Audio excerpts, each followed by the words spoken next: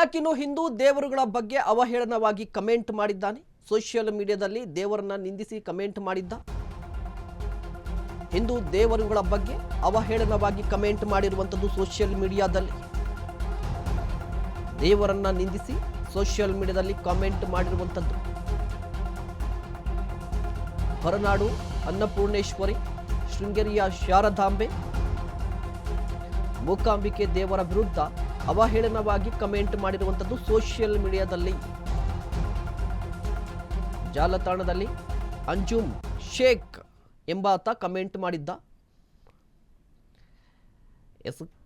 ದೃಶ್ಯಾವಳಿಯಲ್ಲಿ ಗಮನಿಸ್ತಾ ಇರಬಹುದು ಯಾವ ರೀತಿಯಾಗಿ ಕಮೆಂಟ್ ಮಾಡಿದ್ದ ಅಂತ ಹೇಳಿ. ಇದನ್ನ ವಿರೋಧಿಸಿ ಈಗ ಅಖಿಲ ಕರ್ನಾಟಕ ಬ್ರಾಹ್ಮಣ ಮಹಾಸಭಾದಿಂದ ದೂರು ಕೂಡ ದಾಖಲಾಗಿದೆ. ಸೋಷಿಯಲ್ ಮೀಡಿಯಾದಲ್ಲಿ ಹಿಂದೂ ದೇವರುಗಳ ಬಗ್ಗೆ ಅವಹೇಳನವಾಗಿ ಕಮೆಂಟ್ ಮಾಡಿದ್ದ.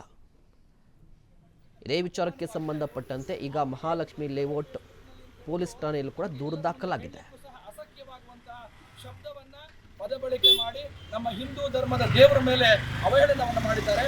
ಆ ನಿಮಿತ್ತವಾಗಿ ಯಾರು ಮತಾಂಧರು, ಧರ್ಮ ವಿರೋಧಿಗಳು ಆ ಒಂದು ಫೇಸ್ಬುಕ್ನಲ್ಲಿ ಬರಹವನ್ನು ಬರೆದಿದ್ದಾರೆ, ಅವರ ವಿರುದ್ಧ ಕಾನೂನು ಕ್ರಮ ಕೈಗೊಳ್ಳಬೇಕು ಅಂತೇಳಿ ನಾವು ಎಲ್ಲ ಹಿಂದೂ ಪರ ಸಂಘಟನೆಯ ಪರವಾಗಿ, ಅಖಿಲ ಕರ್ನಾಟಕ ಬ್ರಾಹ್ಮಣ ಮಹಾಸಭಾದ ಪರವಾಗಿ ನಾವು ಇವತ್ತು ಕಂಪ್ಲೇಂಟನ್ನು ಕೊಟ್ಟಿದ್ದೇವೆ.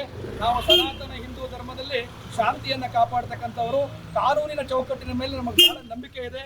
ಕಳೆದ 3 ವರ್ಷದ ಮುಂಚೆ ಇದೇ ರೀತಿಯಾಗಿ ಒಂದು ಫೇಸ್ಬುಕ್ನಲ್ಲಿ ಒಂದು ಇದು ಬಂತು ಅಂದ ತಕ್ಷಣ ಪೊಲೀಸ್ ಸ್ಟೇಷನ್ ಸುಟ್ಟಿದ್ರು, ಶಾಸಕರ ಮನೆಗೆ ಬೆಂಕಿಯನ್ನು ಕೊಟ್ಟಿದ್ರು.